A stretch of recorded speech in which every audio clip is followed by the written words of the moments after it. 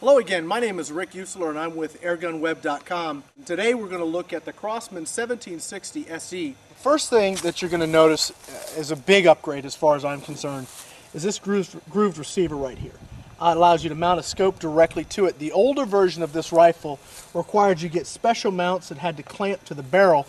They had a tendency to rock and they had a tendency to really not be that stable. This puts the scope back in the rifle where it belongs. It makes it easier to shoot. They also actually included a very nice 6x32 center point scope. It has an illuminated crosshair. Obviously it has windage and elevation adjustments. It also has the front adjustment for focus. Some downsides to the gun I didn't particularly care for. If you did want to use the open sights, these are about as cheesy as they come.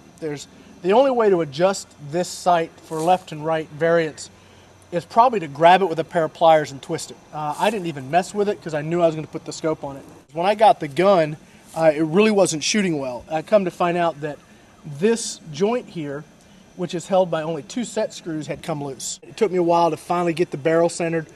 Once I got it centered and locked those Allen set screws down really tight, the gun's been fine. To load the 1760, you put the CO2 in here.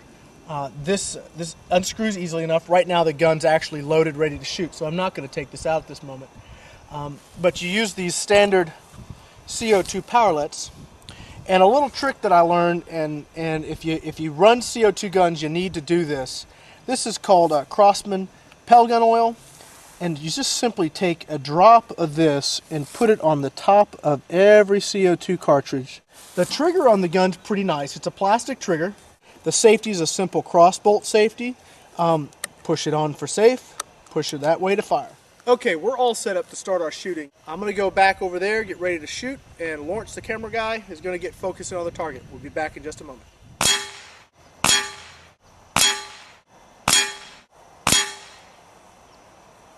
We actually got a pretty good grouping from our hobby pellets. As I expected, the lighting's a little low this evening, so only the first shot registered. That first shot was a blazing 686 feet per second. As you can see, the shot group is really very, very small. That's excellent. We'll go set up to try a different pellet. I think we're going to go right to the Crosman pointed field pellets. We'll be right back in just a minute.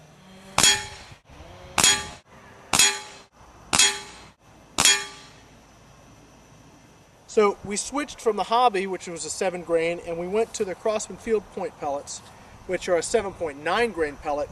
Velocity was significantly different. I think we're at the end of our CO2, so before our next pellet, I'm going to swap it out.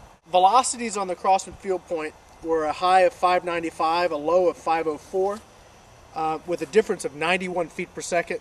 That's a little extreme. As I said, I think we're at the end of the CO2. Even with the difference in velocity, we're going to take just a second and look at the grouping, which frankly was not too bad. Okay, this is the grouping we just shot with the Crosman field point pellets. Even though velocity was dropping, you can see that's a pretty tight group. Not quite as tight as the hobbies, but that's still a very good group. We're going to switch to the Crosman Ultra Magnums. It's a very heavy pellet. I think it's in the 10.5 or 10.6 grain range. We'll see how this CO2 rifle is going to handle a pellet of that weight. Since we're at the end of this CO2, I thought it only fair I show you guys how this is loaded. You simply unscrew it. Now when you first get the gun, obviously there's no CO2 in it. I remove the old CO2. Now I've still got our CO2 cartridge that has the pellet gun oil on the tip. Slide that in. Insert the sealer. When you get right to the end, you'll feel the resistance increase. Give it a couple turns.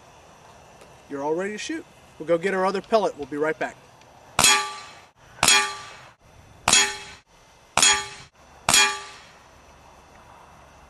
With the new CO2 installed, we had a high of 606 feet per second, a low of 591 feet per second, and a difference of only 15 feet per second. That's very good for a very heavy pellet. As we take a minute and look at the target, we can see that the Crosman Ultra Magnums actually hit really, really well. These are very heavy. I know it's spread out a little bit more than the other 2 pellets we've shot, but still, that's a hammer. Maybe I have to change my opinion a little bit on the hunting aspect of this gun. Still 600 feet per second, may not have enough oomph, but we're talking about a 10.5 grain pellet. That's going to hit pretty hard. Okay, so what's this secret weapon that I've just been alluding to ever since the beginning of this review? Well, it's a pellet that Crosman has recently come out with, and let me tell you, it doesn't always shoot super accurately, but in some guns it is very, very accurate. I believe they kind of copied a Gammo pellet. Oddly enough, I've had the same experience with the Gammo pellet. Usually it's average, sometimes it's just like a laser beam. So now we're going to take a look at these pellets and we'll talk about them just a little bit more. The pellet I'm talking about is the Crosman Destroyer pellet.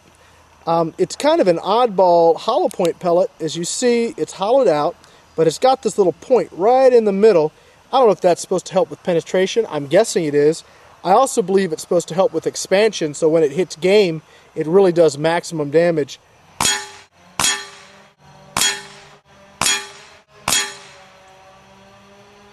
Okay, well, I was very pleased to see how well the Crosman Destroyer pellets performed yet again for me.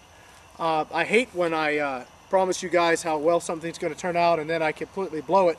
But this time, I was right on target, both with my assessment and with my shooting in these Crosman Destroyer pellets. The pellet shot very well. The velocity was in the 600s for every shot. It had a high of 628 feet per second, a low of 612, an average of 620, and a difference of only 16 feet per second across the shot group. That's pretty good. I'm very happy with this pellet. Let's take a look at the shot group on the card. Okay, as we are looking here at this shot group, that is exactly what I was hoping for. We've got two shots right there. These kind of stretched a little bit, one right here. Everything right in the center ring. That is perfect. I am very, very happy with that. That's the Crosman Destroyer pellets. If you got a 1760, you're going to want to take a look at these pellets. If CO2 is your thing, then definitely take a look at the 1760 Special Edition. Comes with a great scope, perfectly matched for this rifle. It's well balanced. It shoots very easily. You don't have to work to shoot this gun well, which is really nice.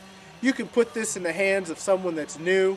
They can build their confidence before they move on to something with a little more force. This is a really, really nice gun. Kudos to Crosman for coming out with something that shoots so well. One final point on the Crosman 1760 Special Edition. I've had a lot of people ask me how many shots I get from a CO2. Well, I've gotten about 30 to 40 shots. Now, when it starts to run low, you'll notice it. Your shots will start to drop. The gun will sound different. When that happens, just pull the CO2. You're out, really. Sometimes I've worked with some CO2 guns that you think they're out and you pull the CO2 and your hands are freezing and then gas is going everywhere. It's not going to be the case on the 1760. This valve is very efficient. So when you notice the velocity decrease, when you notice your shots drop, it's safe to go ahead and pull the CO2, put a new one in, and get right back to shooting. Check back with us often. Again, my name is Rick Eutsler. I'm with AirgunWeb.com, and I really appreciate all the time you guys have taken with us today. Thank you.